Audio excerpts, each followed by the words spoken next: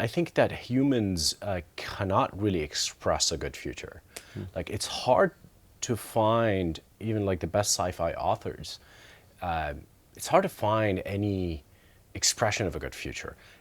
Religion tries, right? Like, but even religion, when you like think really, what does it mean to be in heaven, living in eternity? It also sounds boring.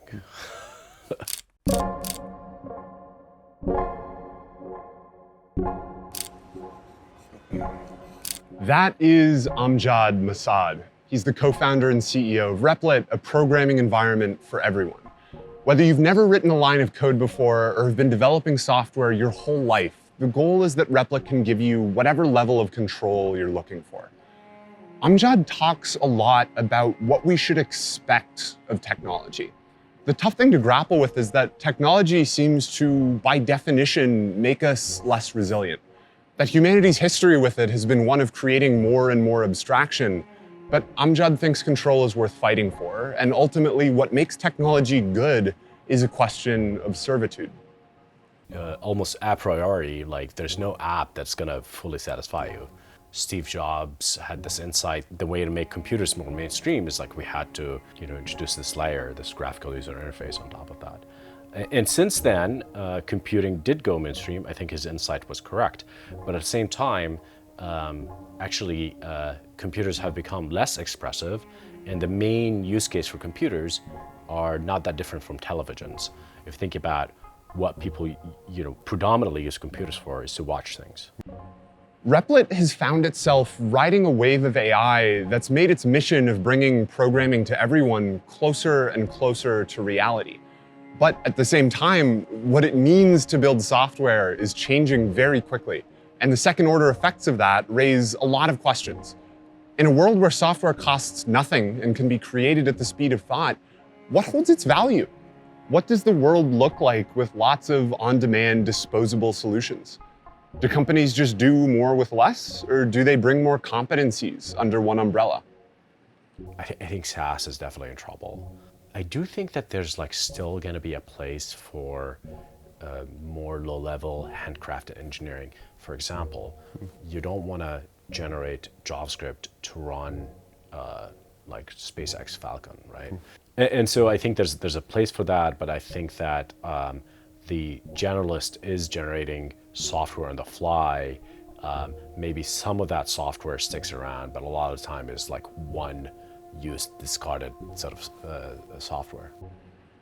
Amjad also points out that more broadly, these new superpowers have a significant effect on not just how we build companies and how many people are needed to build them or how specific their job functions are, but at a much, much higher level, how we organize ourselves across society.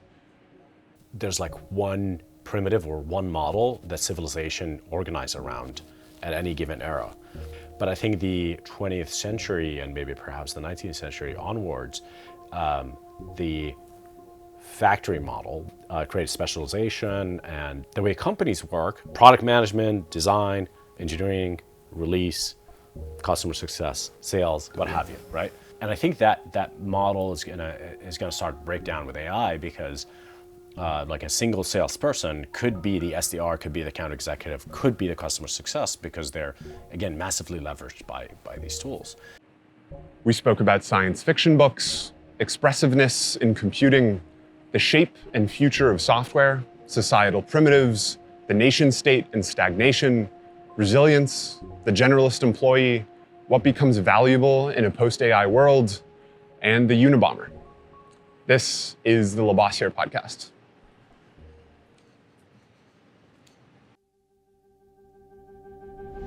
We choose to go to the moon. We deliver right to the desktop. We're going to reinvent the phone. Oh, takes it again.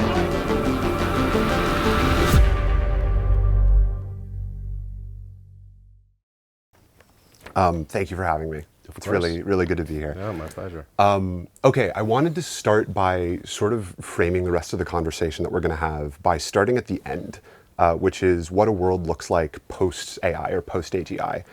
You've said that The City in the Stars is one of your favorite sci-fi books. Mm-hmm. It describes this future where AI automates all labor, leaving humans to live forever and create art. How much of that book's vision do you think we're actually heading toward? And if that happens, what's left for humans to do?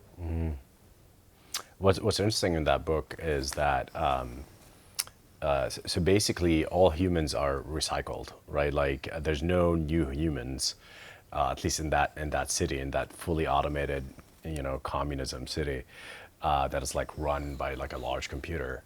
And basically, once you've like lived for 1,000 years, like the premise in the book is that you just like have a lot of memories. Yeah. And you have like scars and whatever. So what you do is like you go into like sort of this machine or this experience where you edit your memory and then restart your life. And then when you restart your life, you go through like almost like a school where you go through a simulation to kind of get you started, and then you leave that and you go back to your life and you start over. And then somehow a new person came out of that. They don't actually say how that happens, almost like some kind of glitch, but like this person came out with like totally fresh memory. Like they didn't have any experience of what has happened before. It didn't look like they actually lived before.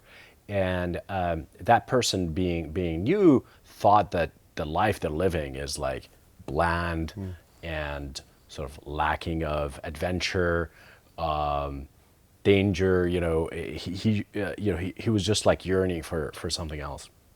And then without sort of going to spoilers, he would be the one to actually like get out of the city and try to explore the stars. And there's like all these religious undertones to this book. I think Ian Banks wrote it, but that I forgot who, but like I read a bunch of his books and they all kind of the same way. And what's sort of interesting about this book is it basically says this like utopian vision is actually quite dystopian in a way. Because one of the things that happen when he exits, he actually finds people out and they're like exactly the opposite of the city and the stars. They are living in this like steady state, sort of almost villager life, and they had children. And he was like, for the first time, I heard the sound of children, and that was like an extremely joyful, interesting event.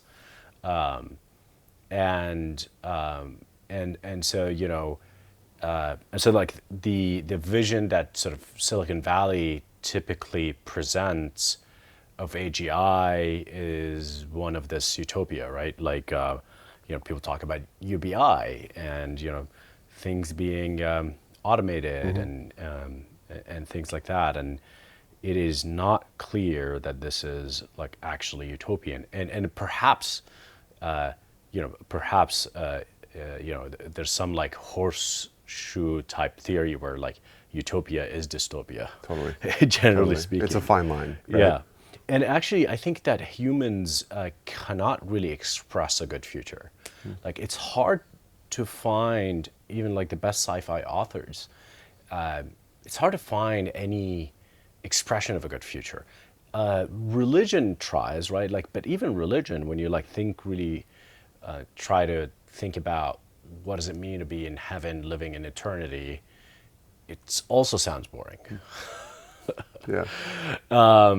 And so, so the question is like, what happens post AGI? Well, I mean, yeah, again, like it's hard to express a sort of a good future post scarcity.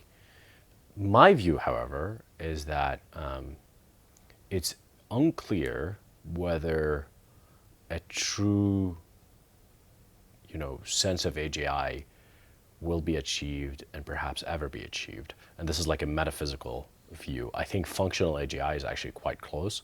And what I mean by functional AGI is that you are able to automate a lot of current jobs, anything you can collect data on and maybe generalize a little bit over that data,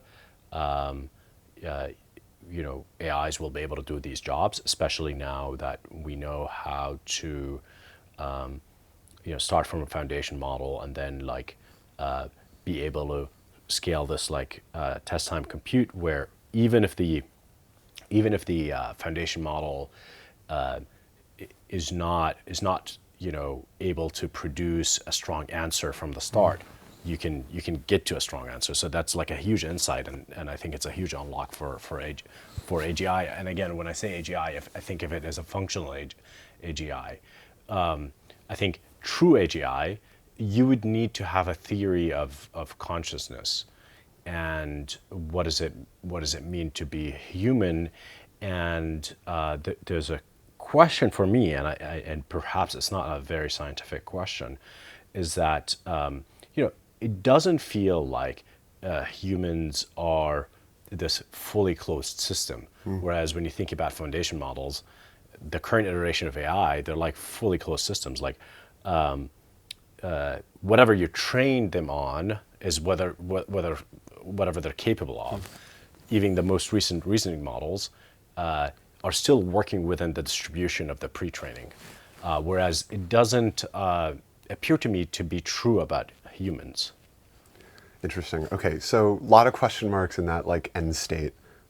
Let's talk about present day. I mean, let's talk about Replit, what you do on a day-to-day basis, and then we can kind of get into the steps to getting to that end state.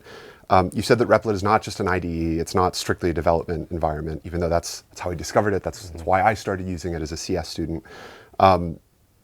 It seems like there's a lot more than meets the eye right now, and sort of vision-wise. How do you describe Replit today? How do you describe what you guys do? Yeah, I've sort of been perpetually dissatisfied with the state of the product and maybe perhaps the perception of the product.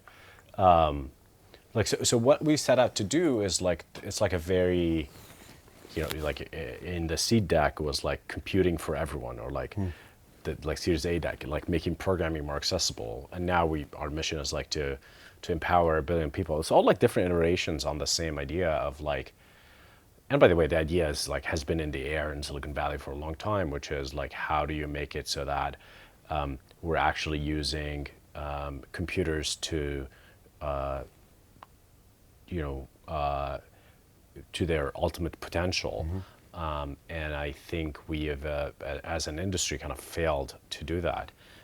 If you look back to the early computing pioneers, they thought that everyone would learn programming, and this is how you would use a machine, and and programming is the best way to use these machines, right? Because otherwise you're always working within the limits of whatever the app developer has created, right? This idea of Turing completeness. Turing completeness mean it's like a general purpose machine. Any app is not Turing complete. Any app you sort of click on is not general, and therefore it will always not satisfy you, right? Almost a priori, there's no app that's gonna fully satisfy you, unless it's a programming app like Replit, because it can make whatever you want. And so you had Steve Jobs had this insight that the way to make programming, the way to make computers more mainstream is we had to introduce this layer, this graphical user interface on top of that. And since then, computing did go mainstream. I think his insight was correct. But at the same time, actually, computers have become less expressive, and the main use case for computers are not that different from televisions. If you think about what people predominantly use computers for, is to watch things, which is just doesn't feel like this is what you need computers for, right? Like TikTok and Instagram and YouTube.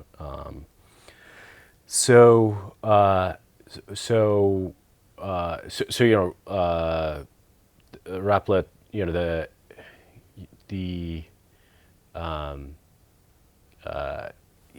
an IDE was sort of one way to approach this problem, but we try to make it a lot simpler. We take care of the setting up the development environment. You just go to a URL in your browser and you start coding. We take care of package installation. We take care of like deployment and hosting, and you just go down the line of everything you need to do as a program, and we sort of take care of it.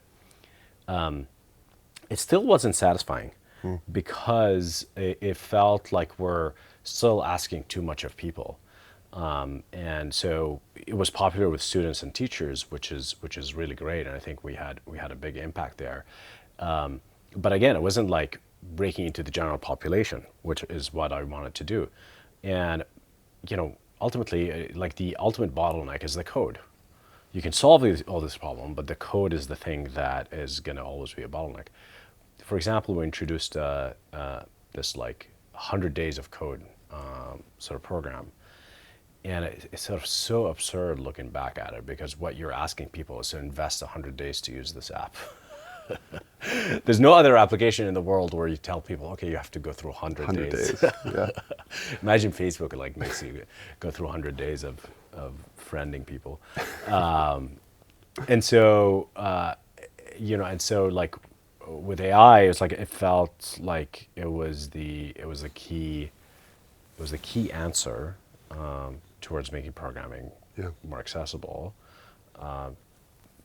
Programming languages, we're not going to do that. Programming interface, we're not going to do that. Ultimately, it was going to be AI and the ability to generate code or synthesize programs. And so I think we're now approaching what I think is the ultimate expression of what Replit was supposed to be. And it is like a programming environment for everyone. How do you reconcile those last two like really big pieces you talked about? Because like to your point, there's this huge wave that you guys have sort of found yourself riding in this post-LLM era. But what it means to create software has changed fundamentally. So on one hand, you want to give people the tools and the, I guess, granularity of expression in terms of like having control over what that end product is. But at the same time, to the Steve Jobs point, you don't want to abstract them away so much that they don't really have any control over what they're creating at all. How do you reconcile those two opposites in a product? You know what I mean? Yeah, so like one way, one thing I learned from my time at Facebook working on React and associated sort of product and libraries was, this idea of escape hatches. And so with React, we wanted everyone to like follow a certain sort of, we called them the pit of success. Like you would literally fall into success.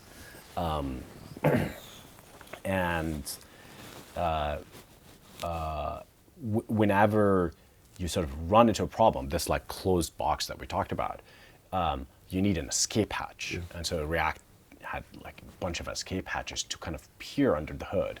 For example, getting the DOM element was something that React didn't want you to do, but actually there's a way to do it because sometimes you need to see underneath the hood. And so Replit is sort of a layer cake. So if you, first of all, like any code you make in Replit, you can download it and run it on your machine. That just works.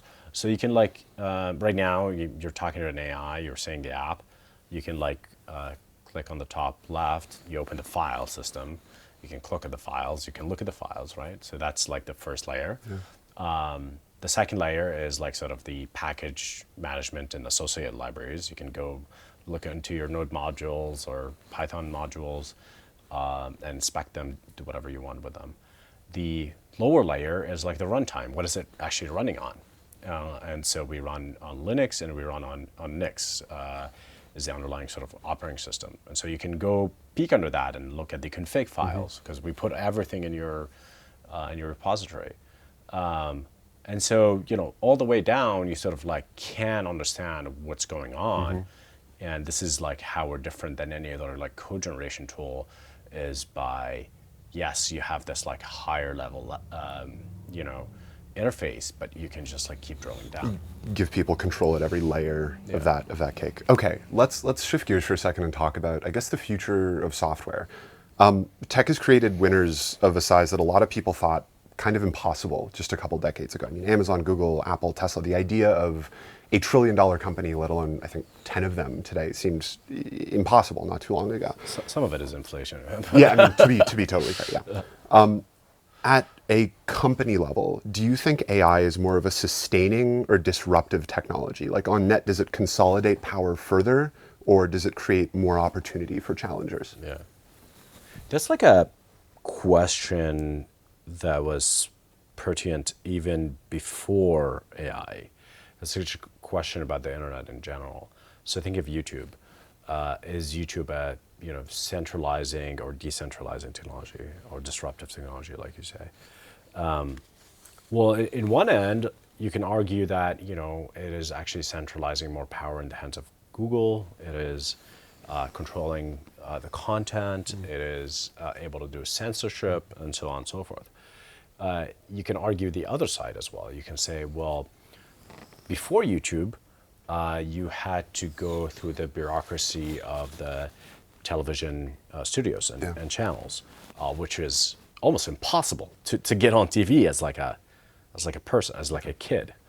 And so, well, in that regard, YouTube is extremely radical, extremely disruptive. It disrupted the entertainment industry, it disrupted the television industry, and so on and so forth. And so, yeah, I don't even like. I think these categories tend to be wrong. But maybe like another way to ask the question about AI is that, like sort of net, is it increasing the power in the sort of hands of individuals versus does it like centralize power more in the hands of like corporations and governments? So far, it's trending towards the former. And the reason it is trending towards the former is turns out any major advancement in AI is quite easily replicable efficiently, even by individuals. And so, we've seen that with DeepSeek, where it took the big labs hundreds of millions of dollars, not just in training, but also in like these ablation experiments and all these things to arrive at GPT-4 or Claude. But it took DeepSeek, $5-6 million, perhaps if you add all the other stuff, like $10-20 million to get to DeepSeek V3, which is state-of-the-art model. And then on top of that, like they caught up to O1. Again, this is like all very new.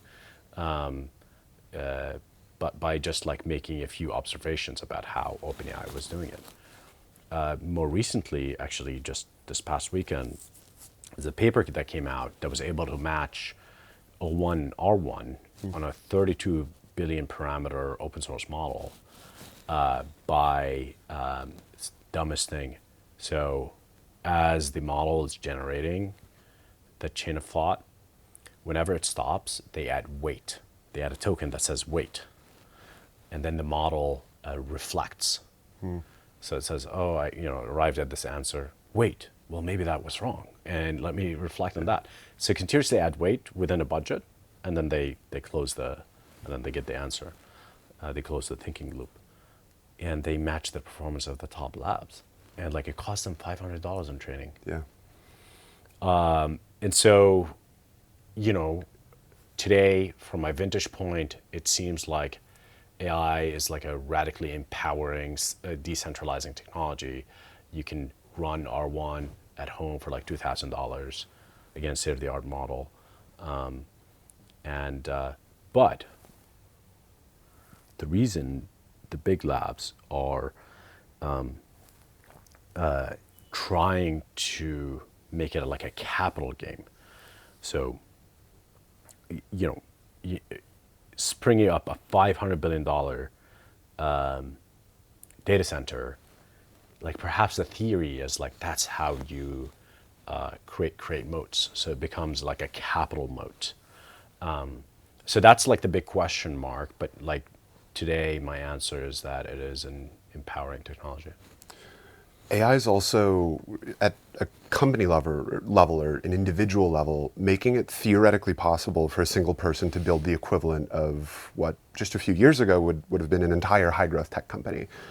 What does this mean for traditional startup teams? I mean, do companies just run with fewer no employees? Do companies bring more competencies under one umbrella? Which way does this net out? I do think that you need less employees, and we're seeing that all over the place with like companies reaching enormous levels of revenue with relatively few employees. And I think and it's a combination of, like, people think that the reason you need less people is because people are purely more productive. But part of the reason you need less people is that the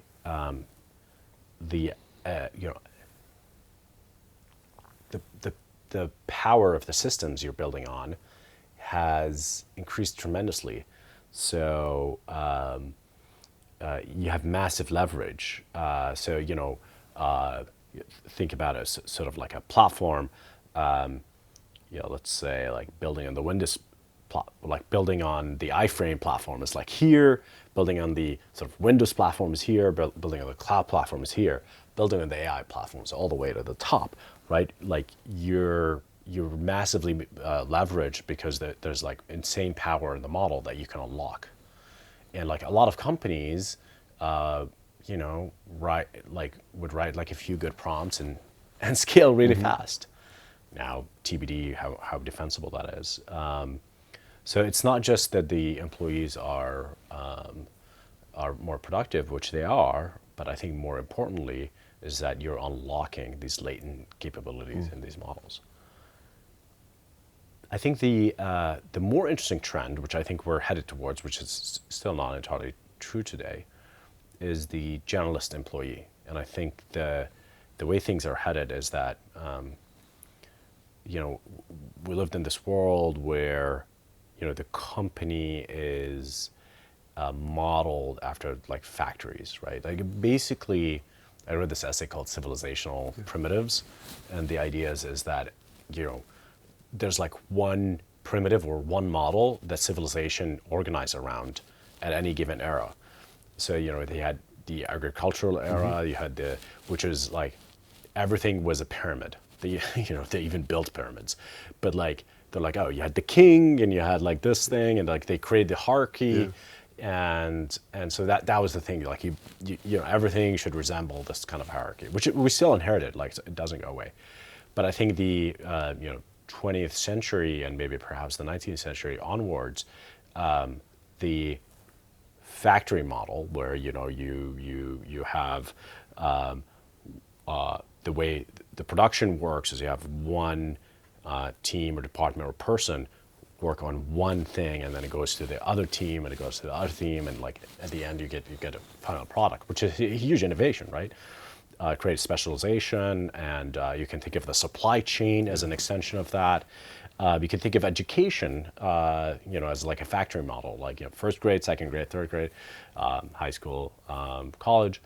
You can think of the way companies work. Of course, there's a hierarchy in company, but like there's these departments like the sort of product management, design, engineering, release, customer success, sales, what have you, right?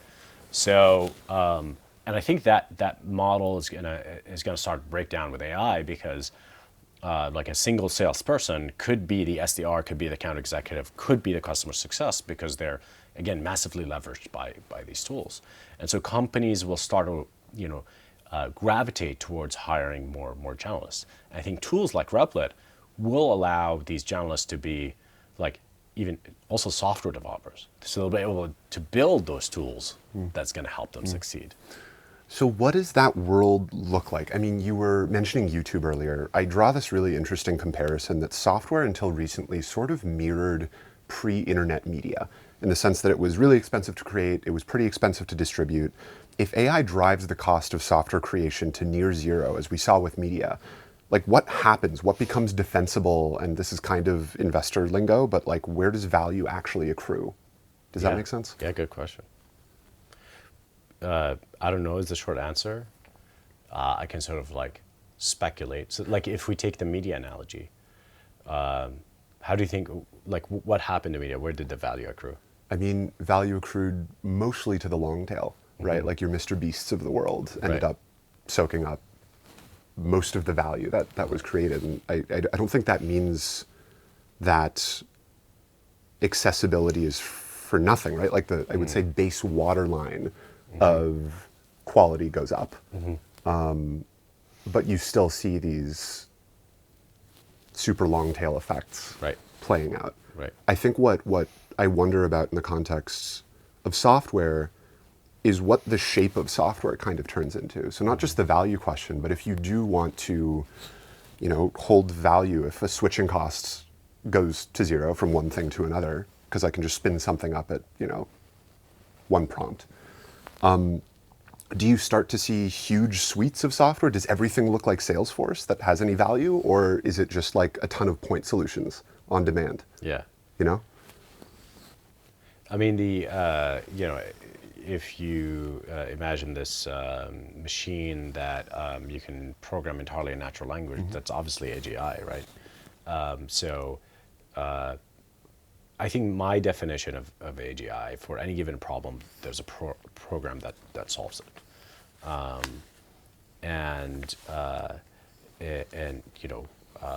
You could imagine you have infinite time and infinite compute, and you can generate like random strings of JavaScript, and like you get a problem, and you just like, do that forever, and eventually evaluate a program that actually solves the problem, right?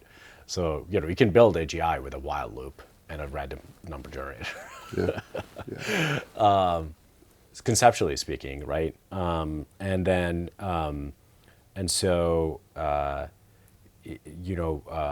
So software is, I think, could be the substrate for the ultimate machine that can like solve a lot of your problems. But like coming back from that, I think that yes, it's gonna. I think SaaS is definitely in trouble. I think you're going to be able to generate these point solutions or line of business applications or last mile development, like all these buzzwords that came out of the no code sort of movement. I think it's true. I think the implementation was wrong, and I think this is where we're headed to. I do think that there's like still going to be a place for more low-level handcrafted engineering. For example, you don't want to generate JavaScript to run like SpaceX Falcon, right? It's this. You still want people to write as low-level. Like I remember seeing the NASA like C style guide, and it's like it's almost non-Turing complete because of there's no unbounded loops, for example. And so I think there's a place for that, but I think that the generalist is generating software on the fly. Maybe some of that software sticks around, but a lot of the time is like one used, discarded sort of software. Interesting. To change gears again for a second, I mean, this is maybe more of a popular idea these days, but it seems like technology has really only made these transformative advances in the realm of bits over the last few decades. That until recently, the physical world was mostly left behind, which we spoke about The City and the Stars earlier, is a very different scenario than the one these sci-fi writers had sort of been hoping for.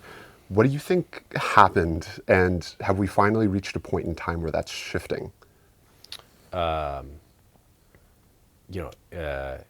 This whole discussion is like such a Silicon Valley cliche, but it's very interesting. Yeah. But the reason it's cliche is that it's true and interesting.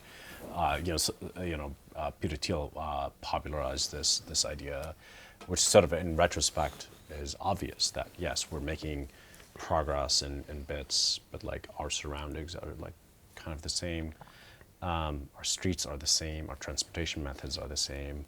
Actually, a sort of like door-to-door travel has gotten worse because of like TSA and things like that. So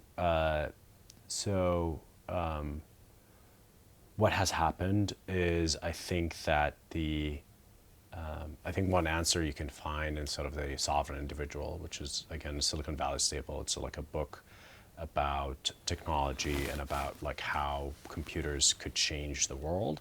And in that book, they predict a lot of things that happen. They were very prescient. They predict digital currency. They predict telecommuting or like remote work, and all sorts of other stuff. And they try to think about the politics that this kind of system generates. And they talk about this idea of like the logic of violence. And their view of history is that at different points of history, different technologies creates different logic for violence. Right now, sort of the living under this like centralized massive state, the Leviathan, has a, this thing has a monopoly on violence, and we are fine with that because it allows us to live in a relatively peaceful situation, allows us to trade within a certain bounded box. However, this Leviathan continues to grow, continues to accumulate regulations. Maybe someone like Elon can go and gut it, but generally it's like this append-only system that just continues to grow and like makes it incredibly hard to do anything interesting.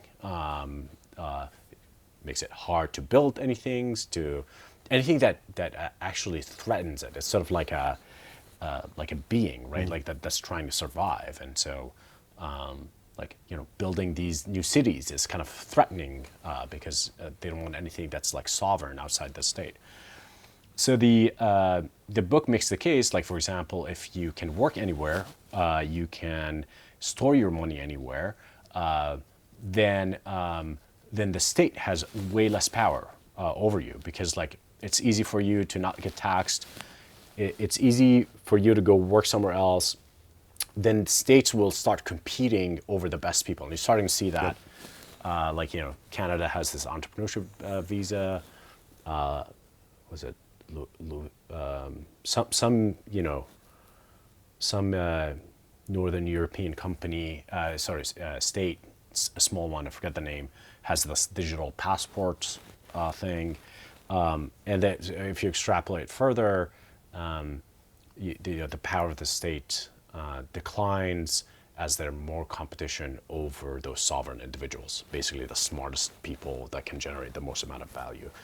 And so to answer your question, the Leviathan, the modern nation state, is the reason we can't build anything, and the way to break through that is, in one sense, like one word is like something like Bitcoin, but in a longer way to describe it is like all the technology trends that we're seeing.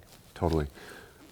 This one is a bit of a lead-in, but you have a really inspiring story of coming to the US, immigrating from Jordan, getting rejected from Y Combinator like 4 times, grinding on the initial version of Replit for years and years.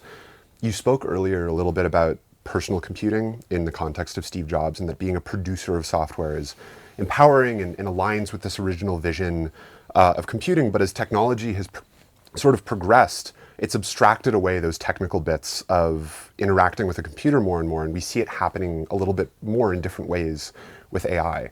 The question, the through line here is, does technology necessarily make us less resilient? How do you combat that? I think that's obviously true, right? Like I don't have a sense of direction at all. Been relying on Google Maps forever, and now with my Tesla driving itself, I just don't have any of that. I think if we don't go to gyms, I think our muscles atrophy, and we just like don't walk, and like we're in these cars, and there's this like very interesting book called Erewhon, by Butler. I don't know I forgot the first name. You might have heard of Butlerian jihad. Yeah. So Dune borrows this concept from this book, Erewhon, where there's like a community, city, something that's sort of hidden, and inside it are people who are very sort of eugenically focused, and they hate technology because they think technology is dysgenic, and it creates ugliness because it's the opposite of fitness in some capacity. And the book is like fascinating. The reason that it's called Butlerian Jihad is like that community, that cult, banned technology, and they saw it like there were a group of people that were like going around destroying machines, right? Yeah. And we had that with the Luddites and what have you. And so, certainly there's a sense in which technology kind of,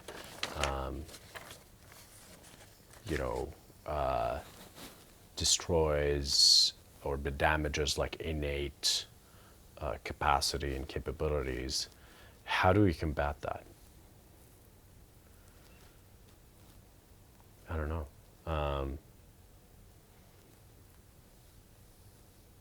I mean, obviously, like, the gym is a good example of that. Like, maybe I need to go to the like direction gym and like drive my car, like without Google Maps, which I sometimes try to do. And the other answer maybe is like doesn't matter. Maybe it's like humans, we're building these sort of layers, and like we're increasingly like moving to the next layer.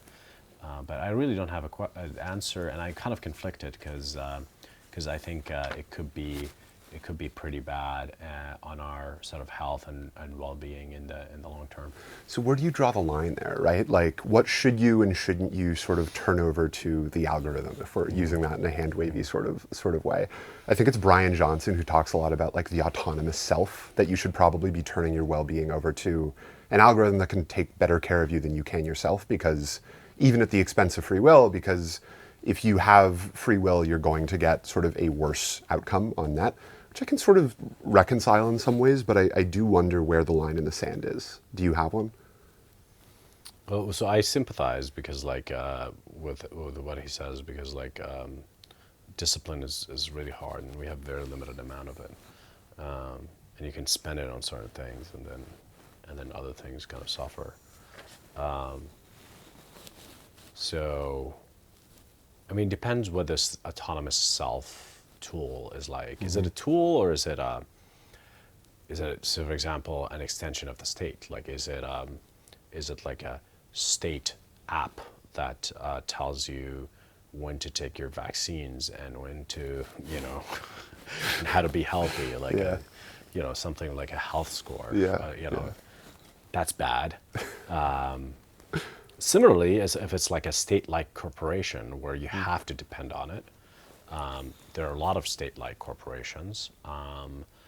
The healthcare system, you can think about it in general as like a government-adjacent insurance as well. Like, and they also they have governmentness to them, right? Like, and I think if you turn over like your sort of the decisions of your health to these centralized entities, I think that's bad. But let's say like there's actually like AI products that I have some control over. I don't think that's a bad thing. I think another question here, and we sort of spoke about this at maybe a nation state level, we've spoken about this at a company level, even at like a software level, but at an individual level, a big question in the aftermath becomes what gets relatively more or less valuable? Like, what skills become more or less valuable in people? What should kids be learning today? I studied CS, but I'm not sure whether I would have spent as much time on it if I knew how much easier it would be to code just 2 years later. I've heard you sort of flip this on its head a little bit and say having technical skills is actually more valuable than ever. So what do you think? I mean, like, what's more or less valuable? How is knowing how to code as a concept even changed? So what I said is that the return on investment is for learning some technical skills is exponential increasing. And the idea there is that because the underlying technology is improving so fast, any bit of knowledge is exponentially more useful. However, I think it is something like a U-curve where at some point there's not only diminishing returns, but it actually kind of gets worse because maybe you become rigid and like you see those like programmers that are very skeptical of AI. But I do think that I see it with the Replit agent is that yes, it doesn't require a lot of technical knowledge and a lot of coding, but people who know how computers work and know how systems work, have systems thinking, are actually more successful. So what kind of skills are more valuable and less valuable? I think, again, like, I talked about the generalist. So like, how do you actually become a generalist? I think you'd have to be just someone who is sort of endlessly curious. Is that a skill? Can you develop that? Is it innate? I'm not entirely sure. But you have to be curious about a lot of things. You have to study and read widely. I think you need to be able to like be a quick learner, and you can use the tools. Obviously, like if I want to learn a skill today, I can like accelerate my learning really fast with like tools like ChatGPT, right? Or even Replit agent, like it can make an app to teach you a certain thing. So a quick learner, and then I think an idea generator. And again, like, am I describing innate properties? That would be bad if it's all innate properties, because then you don't have a lot of control, and it's sort of like a subset of people are going to be successful. Which actually you might argue that's already the case, with intelligence and other things like that. And being able to like ideate and generate ideas. I do think this is more skill based. I think you can really train these things. So I would say these three properties / skills are the most important. As we start to wrap up, I think this brings us to a very high level, little bit hand wavy type of question, which is, what's the distinction between AI augmenting versus competing with humans? I mean, it seems tough not to call us competitive because recent history has been a lot of, computers will never be this good at X, Y, Z, and then we're pretty quickly beat. So how do you truly align AI with human interests and augment rather than compete? I mean, should that be the goal here? It's similar to the question around the deterioration of some capacities of a human because of technology. I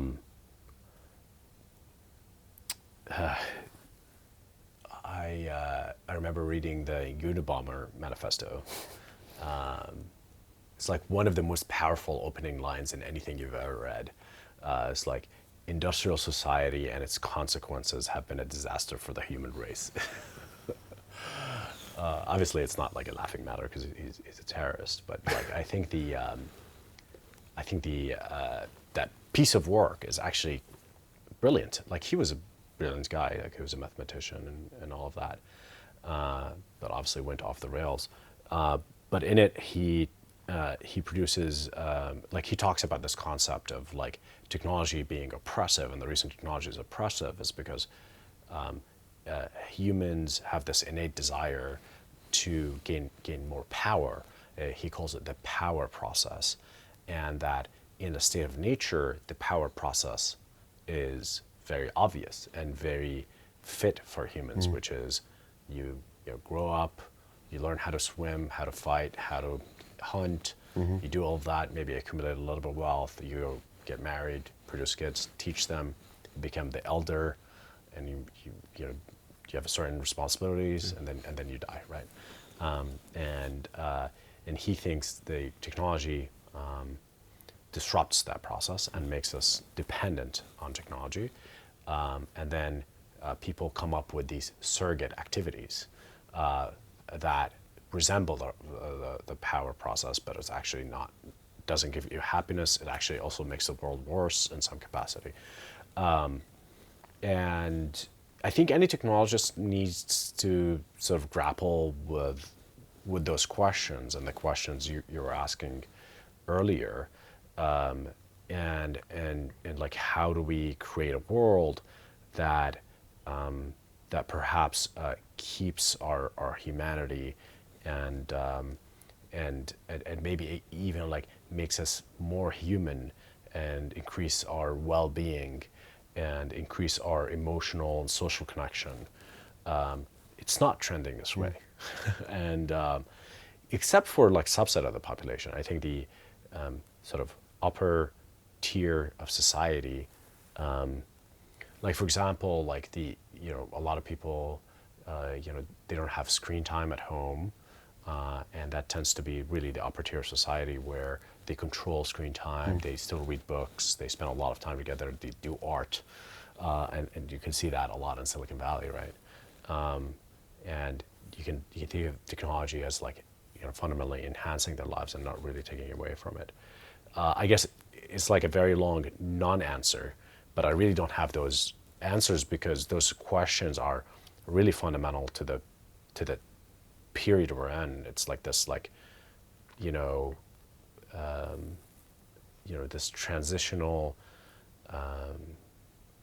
historic moment. I think perhaps we'll look back at it as like the most important moment in human history, which also begs that question is like, how lucky are we, or maybe unlucky, to be living in this in this period? Yeah. It's sort of like very unlikely to be living in this period.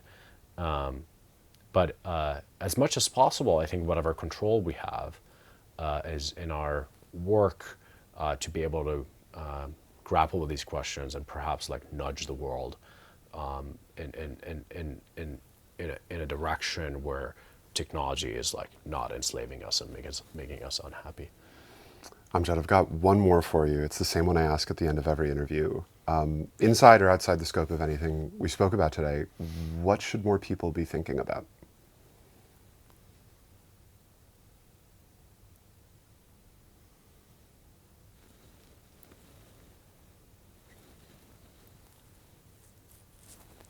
Like, I mean, maybe some version of like touching grass, which is like, think about sort of, if you think about it, your brain as a muscle, like relax it a little bit, and try to like follow the thoughts that are naturally emerging. And hopefully it's not like anxiety and like looping and depression and things like that, which you'd have to handle. But I think one of the things that we lost with the screens and all of that is like daydreaming. And I think the best ideas come when you're sort of daydreaming. And I think there's like a sense of well-being when you're not having this racing, looping thoughts. And perhaps, I took your question literally, like the act of thinking, as opposed to like more like what should be people exploring. But I think that, one of the things that truly make us human, especially in contrast to LLMs or the machines today, is, I think, this property. And maybe it's something we can accentuate and make use of more. That's all I've got for you. Thank you so much for doing this. This was great. My Really pleasure. appreciate it. Yeah. Awesome.